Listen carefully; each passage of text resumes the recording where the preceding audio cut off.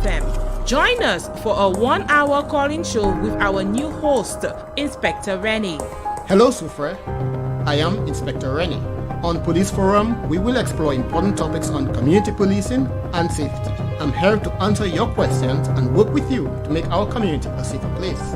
Every Friday at 10 a.m., tune in to 88.5 Soufriere FM for an informative and educational hour with Inspector Rennie. Your concerns matter. Let's discuss how we can collaboratively enhance the safety and well-being of our town. Police Forum with Inspector Rennie, bringing you the information and answers you need.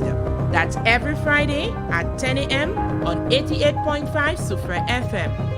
88.5 Soufriere FM, your voice, your lives. Wonderful good morning to everyone. Welcome back to Soufriere FM.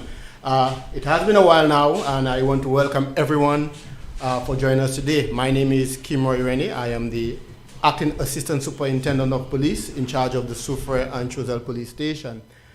I knew we had a short break, and that was due to circumstances beyond our control, and I know the listening public could not wait to join us back on this forum. And I could tell you today we are back, and we are back with excitement, with energy, because we have a very wonderful guest with us today who will be educating us on some very exciting area. One I know that has been in the public domain for quite a while now, one that continues to impact almost every strata of our society. So today will be a very interesting discussion. I want to thank everyone for joining us today. I want to say good morning and big up to my staff at the Soufriere and Choiseul Police Station, the guys who really support the efforts and ethos of the Soufriere Police Station and the RSLPF. I must compliment, I have a fantastic team of officers who are committed and dedicated to the role of policing and keeping the people of Soufriere safe. I want to say good morning to all the taxi drivers, all the guys on the waterfront, Mr. Ryan Riviere, Dennis, Mr. Michael Gustav, Nano, all the guys who support us and, make work a little lighter for us every day by the humor and the joy and the, the discussions we have at the waterfront. People like Hartman and people like Mr. St. Jean, all those persons who contribute and make, create an exciting environment for us. I want to say good morning to all stakeholders and all partners, our hoteliers, the staff at Sugar Beach, Mr. Francois, who supports us, and provide and assist us in multiple ways. I want to say good morning. Again, welcome to Police Forum. I am your host, Inspector Rennie from the Soufriere Station. Like I said earlier in my introduction, we have a very important guest with us today, a very beautiful young lady. Look at that bright smile on her face, and the two of us have been friends, I would say, for a very long time. And with me is Sergeant 701 Cicely Baptiste, and she is the head of the Vulnerable Persons team. Good morning, Miss Baptiste. How are you doing? Good morning. Good morning, Ms. Baptiste, and welcome to Police Forum. As you would have heard, the Police Forum is our way of keeping the people of Soufriere sensitized and educated on police matters, areas of concerns, areas that they need to, their concerns, anything that they need to be addressed. That is what we do. We take the time out every Friday to educate them. And today, Ms. Baptiste, you are here to educate them. But before you do that, just can you give us a short background on who you are, your policing career, your journey, and where you are attached to presently? Good morning, St. Lucia. Good morning, Soufriere. It's always a pleasure for me being in Soufriere. I love Soufriere. I love the scenery. I'm a nature person, so I'm happy to be here this morning. Good morning also to our recently appointed Commissioner of Police, Vingard, and the executive of the Royal St. Lucia Police Force, and also to my dedicated staff at the Vulnerable Persons team. Good morning to all. I am Sergeant 701 Baptiste, and I am attached to the Vulnerable Persons team. I am the sergeant in charge of that unit. I have been a police officer for the past 19 years, and I have worked in several departments where I have undertaken investigations for most of my policing career. I am presently attached to VPT, like I said, where we deal with matters involving child abuse, sexual offenses. We investigate all sexual offenses and also domestic violence.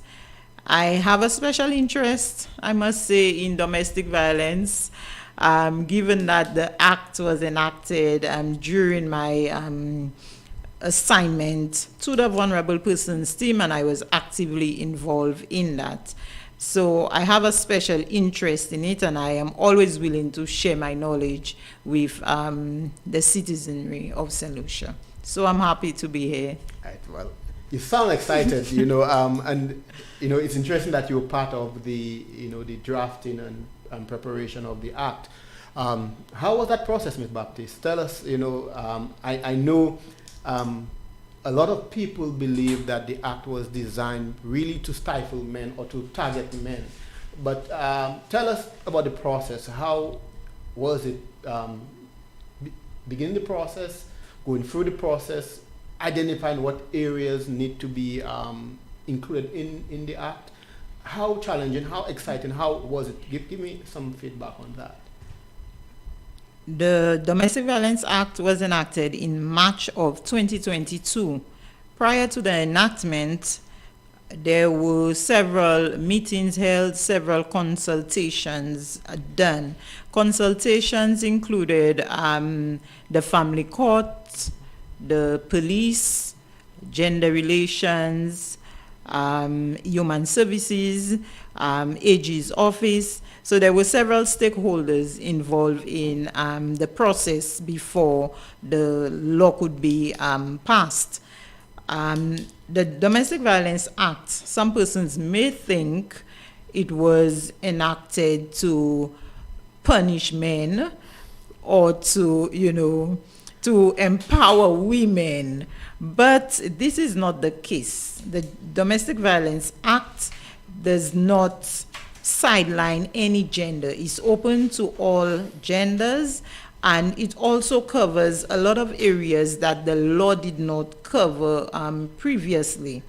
When I say that, I mean that the relationships were expanded, the types of relationship, because in the past we would have known it was husband and wife and boyfriend and girlfriend, but now the relationships have been extended, and also the various acts of domestic violence.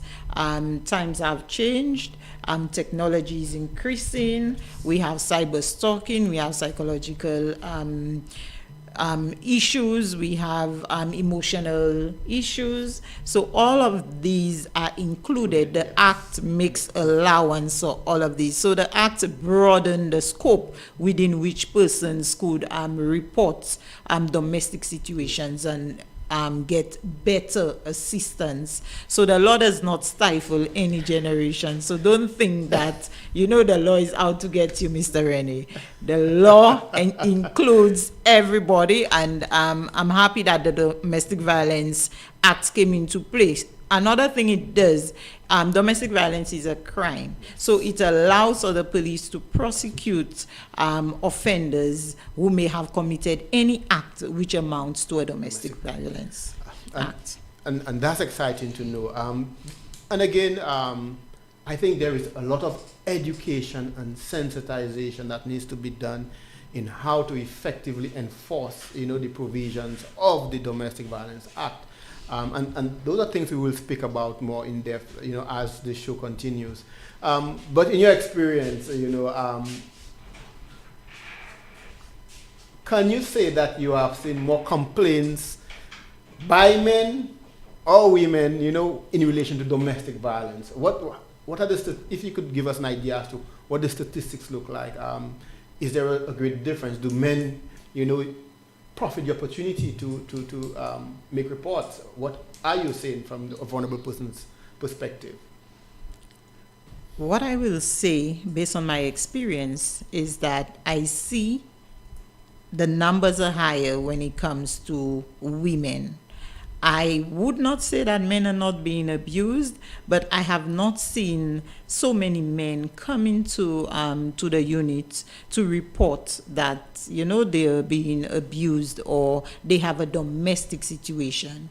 It may be because of our culture, because of the way we were raised, because men, their ego. But I have always said to persons, even to my own staff, that there's nothing wrong in asking for help. Definitely. This is, the best move you can make if you realize that you need help and you're in a situation where it's needed. So we see more females. Maybe they feel more vulnerable, but the act makes provision for both genders. So the VPT, our police stations are open to men reporting acts of domestic violence. Yeah, and that's the sad thing, Mr. Baptiste, St. Baptiste, because us men have been socialized into, hey, don't show your emotions, or don't reveal things that hurt you, because ultimately it makes you look weak, and the man is supposed to show that macho, strong, persona. So what we are seeing is men are holding back, and sadly it's causing some major psychological impact on them. That's why we see a larger percentage of our suicides, are men, because, they hold until, they can't hold anymore, and then they do drastic things. And I think what I have seen is that women have such excellent support systems that continue to educate them, push them, drive them, but I don't see the same for men, to tell them, hey, you can come out, you could speak about it, you can, express your emotions. It's okay to cry as a man, and I think because we don't have that support system, we choose either drugs, alcohol, or, any other thing that we believe can suppress the emotion. And it's important that men understand that that you too can be a victim, and that it is your right to file a complaint, because I'm certainly sure there are men who are being victims of domestic violence, and it's for us men to understand that, and to really come out and express how we feel, and let it know that, hey, we need attention too, just like the women. So I think that is important. I agree, and for me, like I said, there are different forms of domestic violence. Yes. Especially now we have technology. Yes. You have cyber stalking. You have harassment via the phone. Yes. You're receiving calls 24/7, 100 calls in about 5 minutes. You are getting these harassing messages, these threats are being made to you over the phone. As a man, you're in a relationship. All of these are domestic violence acts. And like I said, there are different categories. So if it causes you emotional distress, then you have a right to report. You may not be able to get all the assistance you need or deal with it how you want to deal with it. So the act allows for these situations to be dealt with and to be reported by the victim. Fantastic. So according to the act, can you tell us what is the definition of domestic violence, Ms. Baptiste? Domestic violence means any act which harms, injures, or endangers the health of another individual, and it can be mental or physical. Okay. Mental or physical. And looking at the act, I see them with so many subcategories. So that includes threats of physical abuse, threats of sexual abuse, emotional abuse, verbal abuse, psychological abuse, coercion, molestation, arbitrary deprivation of liberty, forced confinement, economic abuse, and I think that one is one we need to speak on. The economic abuse, intimidation, harassment, stalking or cyber stalking, damage to, destruction or deprivation of property, or entry into the applicant's residence without consent, where the parties do not share the same residence. So, I mean, this is very broad. It's This broad. is very, very broad. And what I see there, and the important thing the act does, before, it did not make domestic violence an offense, a criminal offense. So you could not be charged for domestic violence before. So if somebody entered your house or they threatened you, if you're you're in a relationship and they threaten you, then the police then would have used the criminal code and go for the less offense of trespassing or threats, and it would not be treated as a domestic violence. But now that the act has made it an offense, any of these actions there, you can be arrested and charged for the offense of domestic violence.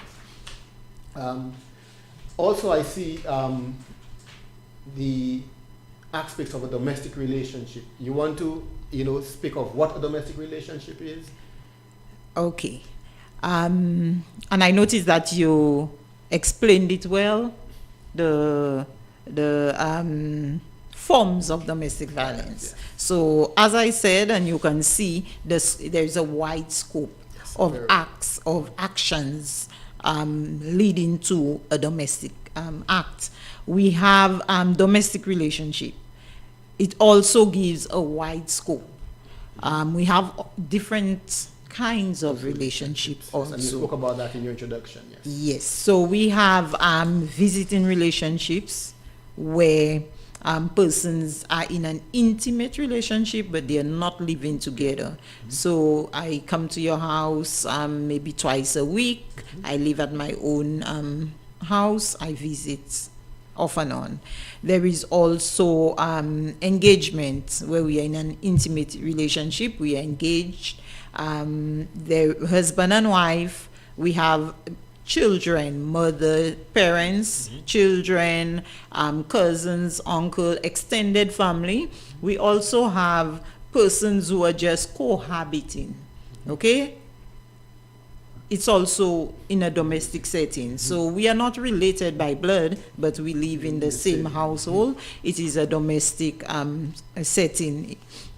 You also have cases where persons were in a relationship or persons were married. So they are no longer married, but they were married. That's considered a domestic relationship. They were in a relationship, but they are no longer in a relationship. It is still considered a domestic relationship. So it covers, you have adopted parents, you have adopted children, you have persons who, like I said, are just cohabiting. Maybe they have an agreement where they decide to live together. So all of these would include domestic relationships. Yeah, and what I like about the act is so it's self-explanatory, and it tries to cover every area and give you a definition. So for example, for all the areas it has highlighted. So for example, you've spoken multiple times on cohabitants or cohabitation, and the act does give you the definition of what that is. It means a person who resides or resided with another person as a couple, although not married to each other. So it tells you are living or were living together, and so it's important that people understand that that not because that you're not living together anymore, that you could continue to threaten and insult and believe that it's okay to abuse somebody, and not just your partner but your children, family members. So it covers such a broad area. Now, the one that really caught my attention is the economic abuse, because I think quite a few men are guilty of that, and it is important that they understand. So, can you tell us what the act means when you said economic abuse as a form of domestic violence? Okay. We have economic abuse as one of the forms of abuse, as we have sexual abuse and so on. It's an interesting one, yes. And one of the reasons why it is interesting is because we know what comes with in a time where, our finances are so important to us. And it is what that drives us. We need to obtain certain things. We need money. We need to know that we are living, a comfortable life and so on. So hence the reason I believe that, it was highlighted there. So persons are not deprived. If it's owed to them, they are not deprived of that. And secondly, if they are deprived, what comes with that? Emotional. Yes. Emotional, psychological abuses. Right. So you don't have the money. You're not well. You're depressed. Yes, because you're not able to get the things that you need to get especially to move about. Children involved. Yes. Correct. Yes. So it's the avoidance of financial obligations. Okay. So in a relationship, one party is obligated to do certain things as it relates to the needs of the children, to the needs of his or her partner. When this is not done, then we are talking about economic abuse. Okay, we are talking about withholding resources from your partner, resources from your children or persons who are dependent on you, and who the law would require that you provide for.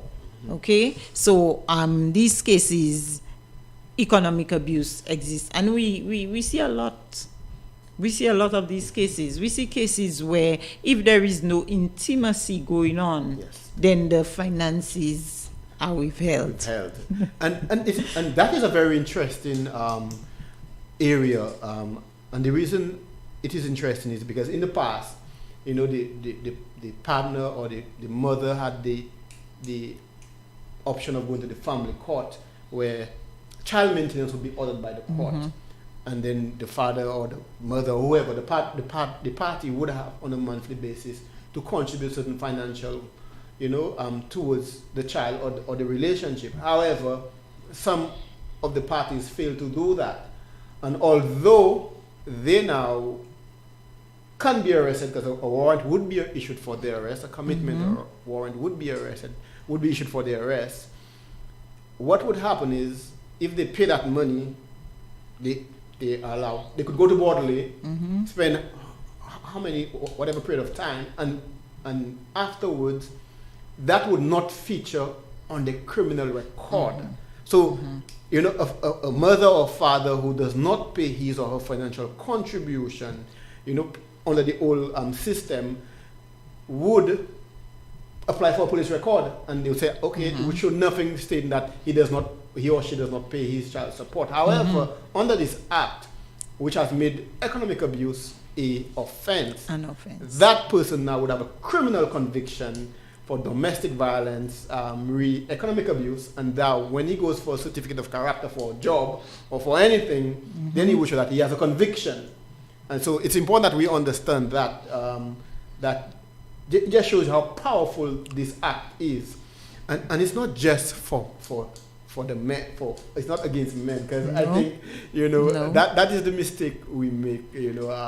That we have fathers who are the main supporters. They're the one working, and the mother is not doing her part.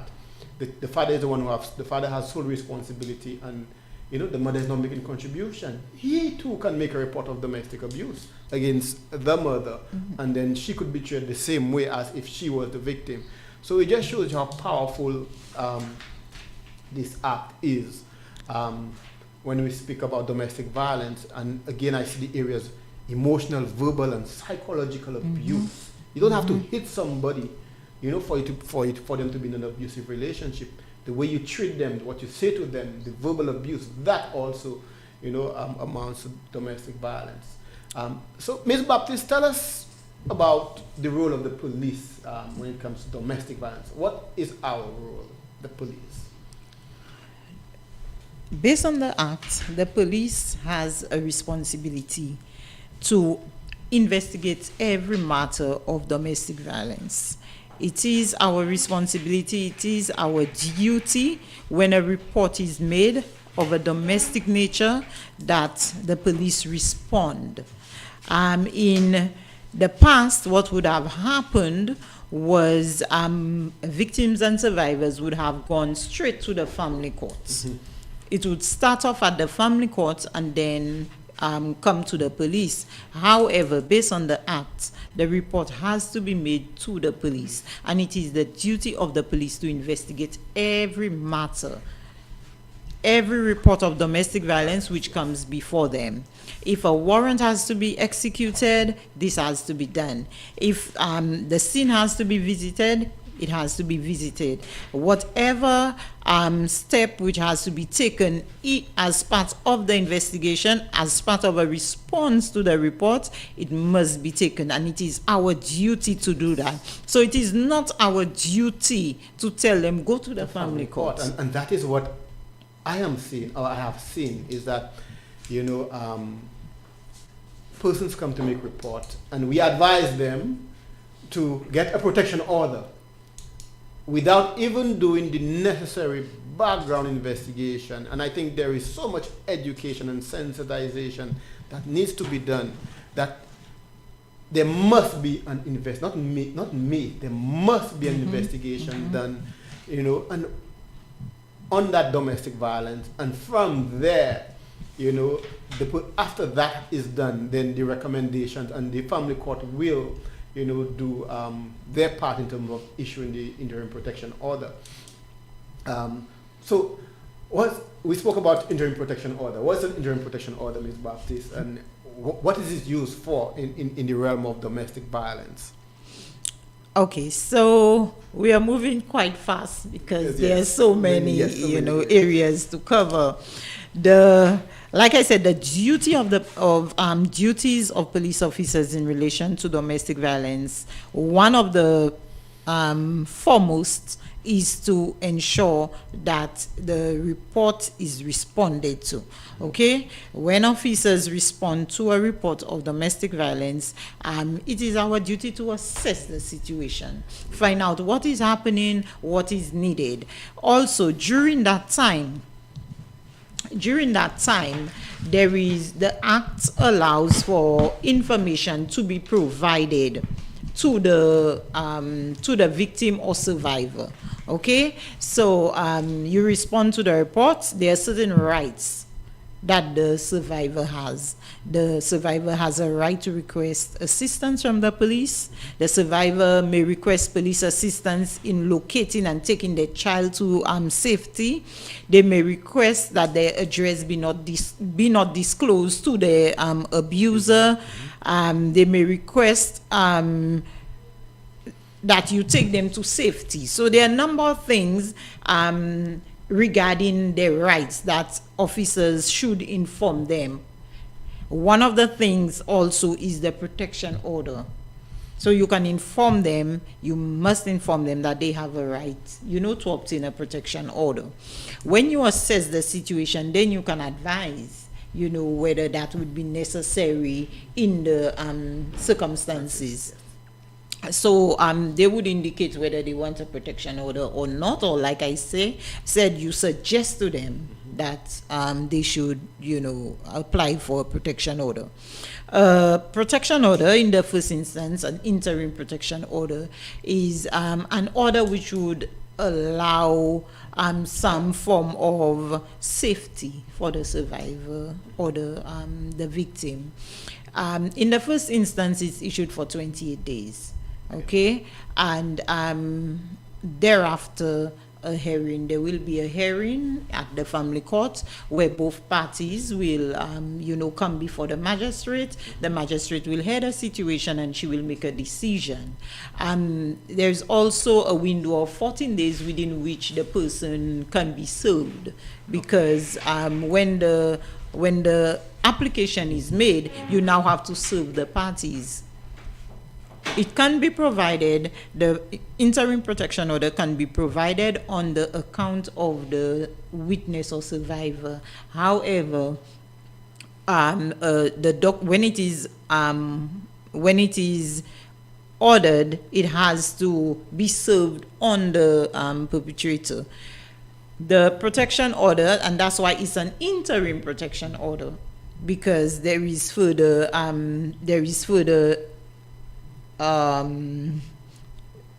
it is in order for the perpetrator, like it's his right to come before the magistrate, so a determination can be made as to whether it should be extended or not. The protection order, the victim would have to make a report to the police. They will be provided a copy of the witness statement, because the family court would have to know that a report was made to the police. Definitely. Okay.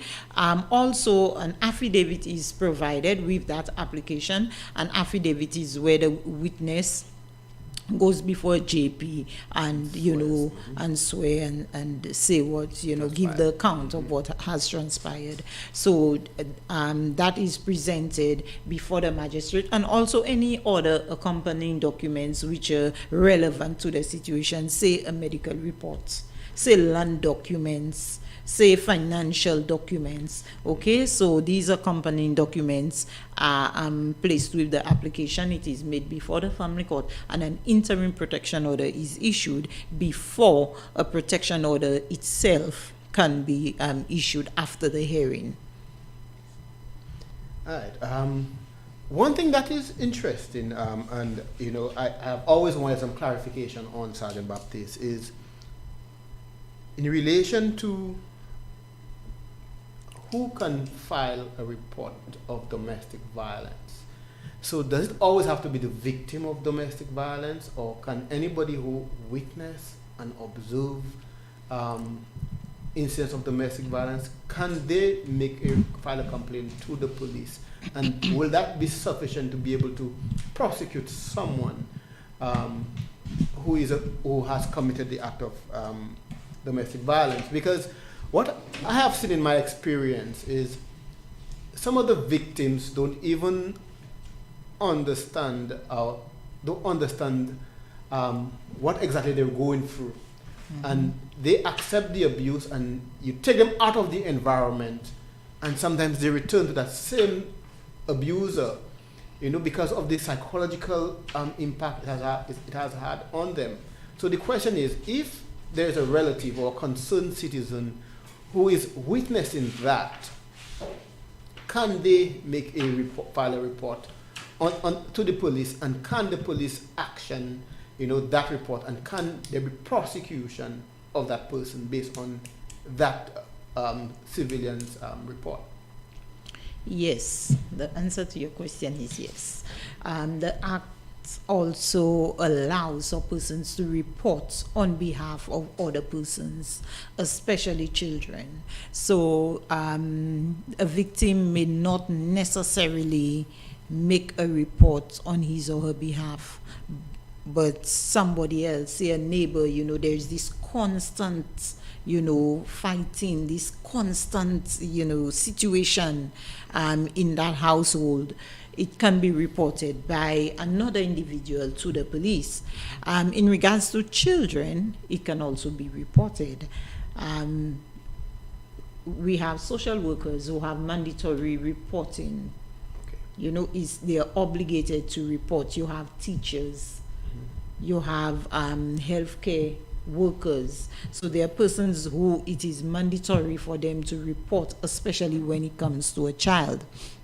The Act allows for, is dependent on the victim. It allows the victim to say whether I want, and like I said in the rights, yes, that you inform them of, the information to be provided to them when an officer responds to a report.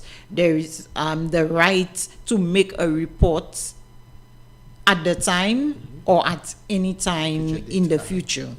Mm-hmm. It's also their right to make a report for prosecution or not.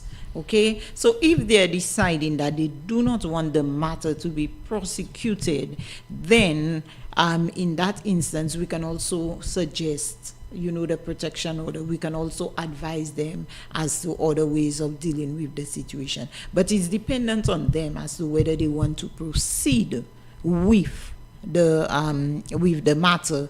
For children, it's not dependent on them. Child, yes. They are, ward of the state. They are minors. Okay, so it is not dependent on them as to whether they want to proceed or not. So yes, there are cases that can be prosecuted, notwithstanding that the victims or survivors did not make the report themselves. Okay, fantastic. Excellent. So we've spoken so much about domestic violence and so much about the role of the police. What we have not spoken about is the penalty, for the offense of domestic violence, and I think that is very important. I see Section 6 speaks of that.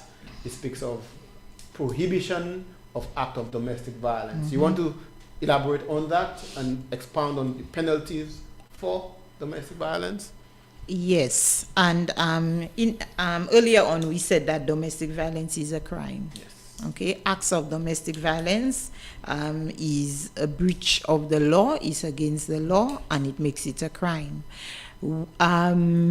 If a person is arrested and charged for an offense on summary conviction and convicted, this person can be fined not exceeding $10,000 and not exceeding a term of 5 years, or both. Okay, so you can be fined $10,000 and you can be you can spend a prison term not exceeding 5 years. Okay, so it's one or the other or both. Wow. But it's interesting. I see it only speaks of summarily, it doesn't speak of indictably. So it does not make it an indictable offense from what I observe. Yes, it is. There are summary offenses, but what happens? The Domestic Violence Act does not supersede the criminal code. Okay, so in such cases, say as maim, yes, grievous harm, these are rape. These are domestic. In a domestic setting, they are indictable offenses, but in a domestic setting, they will be treated under the criminal code. So you would charge this person under the criminal code and as an act in a domestic situation. So they will get the penalty, yes, of an indictable offense. Definitely. Yes. And do you care to, because we spoke of summary and indictable, do you want to expound so that the listening public can know the difference of what is an indictable offense or what is a summary offense? Okay, the summary offenses are offenses which are dealt with by the magistrates. These are offenses, they are serious offenses, but they are not as serious as a murder. Okay, so the indictable offenses are offenses that are dealt with at the High Court. They are serious offenses, and they are dealt with High Court. There are some matters, some offenses that are hybrid. They can go both ways depending on the circumstances. Yeah, and like you said, the criminal code makes provision for those indictable offenses like rape, and I think you could be sentenced up to 20 years or even life, depending on the severity of those offenses. So persons who believe that because they are in a relationship with somebody that they could force themselves upon that person, you could face up to 20 years to life, depending on how violent you were in trying to force yourself on your partner. And it is important that we understand that, both as men and women, that, there are boundaries. No is no. You must respect when somebody tells you no, and that, do not use your authority, to try to demand, sexual favors from persons. So that is important. And just to add, The sexual abuse in domestic situations, like you said, some situations are those where parents, stepfathers, fathers, because of their authority in the family, they would demonstrate, that level of abuse. Okay, so like you cannot say no to me because I'm the one feeding you, and so on and so forth. So we see a lot of sexual abuse in domestic settings. We investigate sexual offenses at VPT, and I would say that the majority are in domestic settings. It is not often. We do find reports that persons walk in the streets and somebody will rape them, but the majority of sexual offenses are where the offenders are known, and it's in a domestic setting. I'm just listening to you, it takes me back to the Belinda Joseph matter. That matter, it's a clear example of how somebody she knew took advantage, and so to the point where she lost her life at such a tender age. And that matter, I am so happy that the police and the office of the DPP, the judiciary, was able to bring it to a close after so many years and bring some level of closure to the family, of Belinda Joseph. And to every woman, I think, who have been a victim of sexual violence, because, those matters are so important to them, and it gives that sense of confidence in the system that yes, there will be a result, or there will be action taken in those matters. So you spoke about the domestic violence and so many other stakeholders involved in the whole enforcement of the Domestic Violence Act. What other agencies you guys work with, support, and what kind of support is provided for the victims of domestic violence? The police alone cannot manage domestic violence. Okay, we have a responsibility as first responders, and our duties are clear according to the Act in responding to these situations. However, it is important for the support of these victims. It is important that there is the support. So we have the family court, like I said. They deal with the interim protection order, the protection order, the occupation order, other issues of child maintenance and so on that may arise in domestic situations. So the family court plays their role. We also have division of human services, because there may be a domestic situation where a child is at risk being in that household. So human services is on board with domestic violence. We have gender relations. Gender relations is also part and parcel of this fight against domestic violence, and they provide support to victims also. We have the women's support shelter. Okay, it has part of the shelter. You have the hotline. So persons who are experiencing issues, who are depressed, who feel suicidal, can call the hotline 202 and express themselves, seek assistance. We also have Raise Your Voice. Raise Your Voice has been very active in assisting the police. Good morning to Miss Seeley, Catherine Seeley. A wonderful good morning to you. How could I forget you? I hope you don't take my head for that. Yes, she's very active in assisting us with, reports of domestic violence. She provides support to the victims. They may need, food. They may need, clothing, financial support, whatever it is, housing. She's very active and she's always willing to assist. We also have the crisis center. Big up to Miss Isidore. She is also very active in assisting us with, counseling. Anytime we call upon her, she would assist. So, in situations where persons are really in need of counseling and may need it, as soon as possible, the crisis center is our support on that end. So all of these agencies are willing, they are part of it, and they provide support. Like I said, the police can do what we ought to do according to the law in along the confines of the law, but the support is very important. That is crucial. And people don't understand the importance of those support agencies, especially the NGOs who go out there, put the time, effort in getting the resources to support persons who are victims. Because it's all well and good that yes, you arrest the guy or you arrest the woman, and yes, it's behind bar, and yes, there's a protection order. But then that woman or that man who depended on that person to maintain the household, feed the child now, is now left, all alone to fend for herself. And that is where, the support of those NGOs, and again, I would like to big up Miss Seeley, for what she has done. And I think she's one of the persons who have really brought out, that whole energy and drive behind, hey, we need to enforce, we need to have legislation firstly, to protect the victims of domestic violence, and we need to educate and sensitize people on their rights. And I think she has done a fantastic job at that.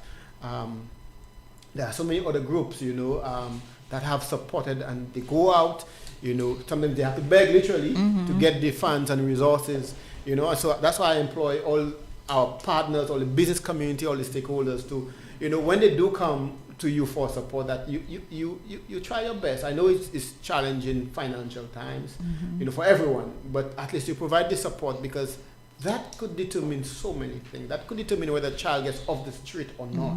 That could determine whether a child becomes a member of a gang or not, because if his mother or father cannot provide for him or her, then he'll go to the place that provides for him or her. And then that's where they're recruited, and we know what's happening for all the 6 and the 7 and all the gang activity that is happening on our islands. So it's important that we provide the support to them, so that they now can provide the support to the victims of domestic violence. But Ms. Baptist, I heard you spoke so, as a man, I will still take that jab. I heard you spoke so much about the support system for women. What is there for the men? And that is important, because if we are to come out and express and show our emotions, we need to know that there is an avenue to do that. We need to know that there is support. What is there for the men? And if there is not, what are we doing to try to put it in place? Okay, so just to mention, there were 2 other agencies, Girls of a Feather. They do mentorship, and they assist in, situations where we have young persons who have gone through domestic situations, and, their self-esteem is low, and they, they're going through, depression and so on. So Girls of a Feather, big up to them. We also have Do Nation Foundation, Diane Felicia.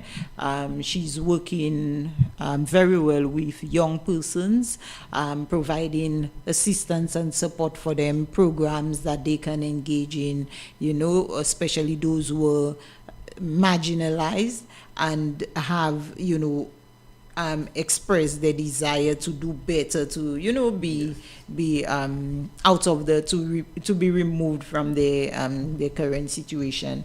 So we do the referrals, we refer them to these agencies, and like I said, they are always willing to assist.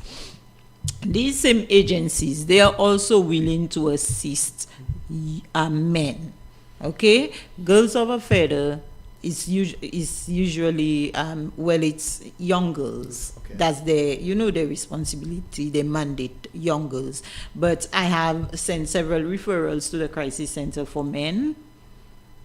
who have, reached out. Some of them, men come forward, I don't know, yeah, they come forward, because I remember there was one situation where a middle-aged man, he came to me and he said, I'm an alcoholic and I cannot stop drinking, and, I have issues with my family and I cannot stay in a job and I really need help. What can you do for me? And so on. He came, and I remember speaking to Mrs. Ido about him and, doing the referrals for him. So afterwards, I followed up and he was doing much better. Yeah, okay? Fantastic. So some men do come forward. So the Crisis Center offers assistance to them. Raise Your Voice offers assistance to the men too. Like I said, based on our experience, we see more women. So this is why you are hearing women, but that doesn't mean that the men are not in domestic, situations where they are being abused. So Raise Your Voice offer assistance to them, Crisis Center offer assistance to them, Gender Relation offer assistance to them. They are also offered assistance at the family court. There are domestic situations where persons are not allowed, men are not allowed access to their children, yes, and so on. That is dealt with at the family court. And in most cases is, domestic, they are not in a relationship anymore and they are going through that type of, situation. So the family court makes the allowance to hear them, and there are instances where referrals are made from the family court for counseling, for anger management, for parenting classes. So the men are offered assistance also. It's just a matter of reaching out and, asking for help. Well, that's fantastic to hear. That is important. Another question: have you ever had an experience, where a woman, because of a better financial status, was ordered to pay, financial contribution to a man? Can you tell me whether you have ever experienced that one? I have not come across such, but I'm thinking that it can be done. Let us say that there's a situation where the man, for some reason, has a disability or whatever, and they're in a relationship, and the woman has been the breadwinner and supporting the family and so on. And it's, say they're married, and it's, she's obligated to do that in the marriage, considering, what the situation is. Mm-hmm. I'm thinking that, in that case, yeah, it can be done. I think it can be done. I think it's the right thing to do. Well, you said you have no experience. So I have not. I would love if anybody who's listening on the live could come out and give us situations where they have experience where men have been at the benefiting end of the financially. You mean? Wow. Yes. Ms. Baptist, is already 11 o'clock, time is flying so much, and there's so much more that we need to discuss. Just one thing I wanted to stick in there. The court may grant a final protection order for a period not exceeding 3 years. 3 years. Okay, so an interim is granted, then there is a hearing. A final protection order can be in place for a period not extending 3 years. So after the 3 years, for continuation, the matter would have to be brought before the court again. Okay, so is the limit is 3 years. All right. Well, 3 years is a pretty long time, and if people can't resolve their business within 3 years, and something is fundamentally wrong, But there's so much that needs, so much more that we need to speak about when it comes to domestic violence. So it is one of the things I think that there's so much education needs to be done. I mean, partners need to know what their rights are. That you don't, not because somebody is the breadwinner in your house, and you're not working, that they can abuse you physically, emotionally, psychologically, economically, and disrespect you, and it's not right.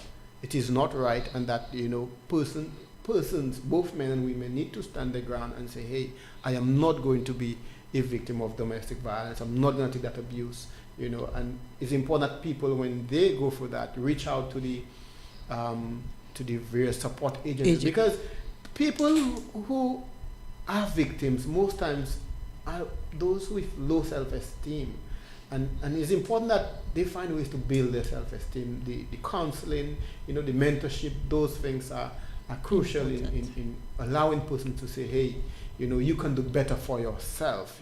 You don't need to accept that. So it is important that there's continuous sensitization. Mm-hmm. So from your end, can you tell me what sensitization efforts you guys have been making from the VPT, from the RSLPF perspective, to help educate, train, sensitize both the police and the citizens on the Domestic Violence Act and domestic violence? When the Domestic Violence Act was passed, what the Act also speaks to is continuous training for medical officers, for the Family Court, Human Services, and Police. So it is mandated in the Act that there is continuous training in order for us to be able to deal with domestic violence situations and manage them. When it was enacted, I remember in 2022, it was a big thing for us because everybody was calling the vulnerable persons team. So what I did along with my staff, we designed posters. Yes. And we highlighted the various kinds of forms of domestic violence, the penalties, and so on. And we distributed it around the island at the health centers, the police stations. We had an activity on the Derrick Walcott Square in Castries, and we distributed the posters. So we took that opportunity to, educate people. Following that, we had a march in Castries, and it was during the 16 days of awareness, domestic violence awareness. The 16 days, we had a march during that time. Last year, we had a domestic violence walk from the Central Police Station to the Babno Police Station. We also had an anti-domestic violence train last year, where we went to various communities and had town hall meetings. We went to Babuno, Anslery, Dennery, to inform persons of, to educate persons. So like I said, I've always had this interest in domestic violence, and I've made it my business, for the year, as part of my agenda at the unit, to educate. We are big on educating persons because for me, it leads to prevention. Yes. Okay, so we are big on educating persons. This year, during the observance, the 16 days, I intend to extend, to the south. Fantastic. And Soufriere, Southwest, yes. In particular, Southwest in particular, Yeah. Last year, Soufriere was down for it was a Saturday. It was we had Soufriere down, but something came up, and I traveled out, and we had some other activities, and it did not happen. So this year we are looking forward to coming to Soufriere to do one of our stops. So we do our best to educate persons. People need to know that domestic violence is not accepted. If it was accepted in the past, it is not accepted anymore. Persons have options. Persons can come out. Persons can speak out. Persons can get assistance. And the thing with domestic violence is very dynamic because you have emotional attachment, you have financial attachment, you have, a lot of other things. Yes. You may not have anywhere to go. You may not have anybody on your side. You may be, covering this situation. You have had this abuse for so long. The person may be the only breadwinner. Yes. So there are a lot of factors influencing persons in remaining in the relationship. So it's not straightforward, but we advise persons, to speak up. this is the only way that you can get help if you speak up. And another thing I wanted to inform, if there is a protection order in existence and it is breached, you will be rearrested. Okay, some persons they are just defiant. So the order is in place. You are not supposed to to interfere with this person, to molest them, to to call them, to harass them. And you find persons, although the order is in place, they would still breach it. So guess what? You will be charged for the breach of the order, and you will be charged also for the offense that you have committed, which breached the order. So persons need to know that if there is an order, that it should be respected. Okay, so one situation I've seen though, and how do you deal with that, where a partner have applied for interim protection order, and that has been granted by the court. However, within a few weeks, you've seen them back at the same household with the same person that they applied for the interim protection order against. How do you handle that now? And that's what I just spoke of, the dynamics of domestic violence. People, and that's why the act speaks to intimidation, blackmailing, psychological abuse, emotional abuse, because some people are very manipulative. Some people know how to, that's what I want, so that's what I will get. Mm-hmm. So notwithstanding that such has happened, they would find a way to, get what they want, and the person is back into the relationship. Yes. So we see that all the time. We see that all the time, and it is not our job to say, "Ça a toujours qu'à venir ici." In même story, that kind of thing. That is not our responsibility. And that is one of the things I tell my officers. Your job is to not to determine whether or not that person should or should not be in a relationship. Your job at every single time that report is made is to respond. That is your job. You are on the government's time. You are obligated to do that, because the one time you might choose not to respond, that is the time that you may have a fatality, you may have a serious injury. Mm-hmm. And then now the question would be, why didn't you respond? And then you will have to answer that question. It's true. I just throw that in there because I know that the family court has issued interim protection orders for married couples. They live in the same house. Yes. Right? But that whether it's the man or the woman, that you have your limits, and that you cannot continue that abuse. That doesn't mean that because an interim protection order is given that one of the parties must leave the house. Not necessarily. No. They can be in the same household. Yes. I have seen it on several occasions where protection orders are issued, and the parties live in the same house. So what the protection order in that case would do is to prevent you from molesting that person, from stalking the person, from harassing the person, from assaulting the person. It is supposed to refrain you from doing that. It does not prevent you from sleeping in the same house or using the same the same things in the house, but it prevents you from assaulting this person, damaging their property, doing certain things to them. But so I'm thinking of a situation though. So what if now an interim protection order is given that, hey, you can stay in the same house, but like you said, no molestation, no abuse, no stalking, and one of the parties is very vindictive one, and they now, for example, the woman now goes in and, who has applied for the protection order against her husband, they're in the same house, goes in the middle of the night, wakes up, makes love to her husband, and then tomorrow make a report that he abused her. How will that be dealt with?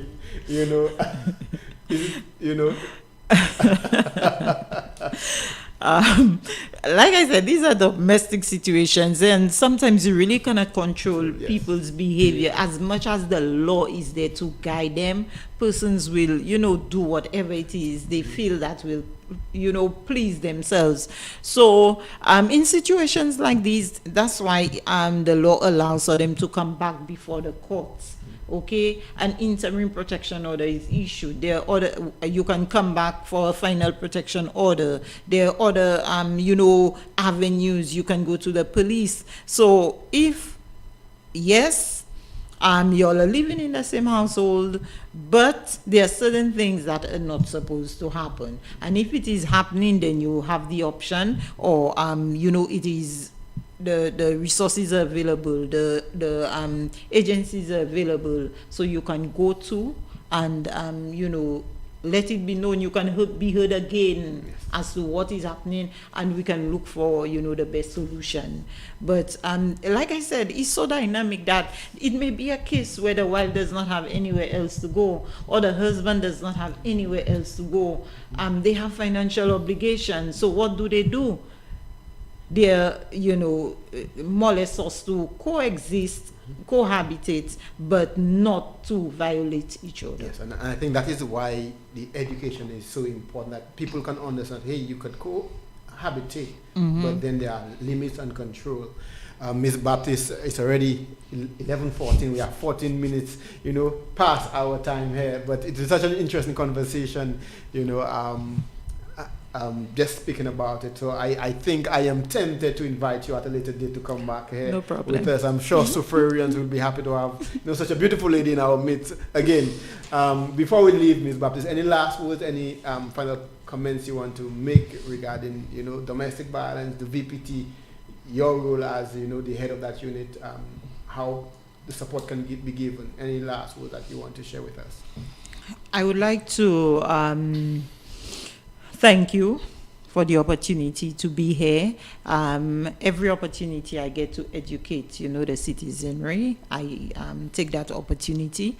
I would like to, let persons know that domestic violence is a crime. There are several acts of domestic violence that persons can be prosecuted for.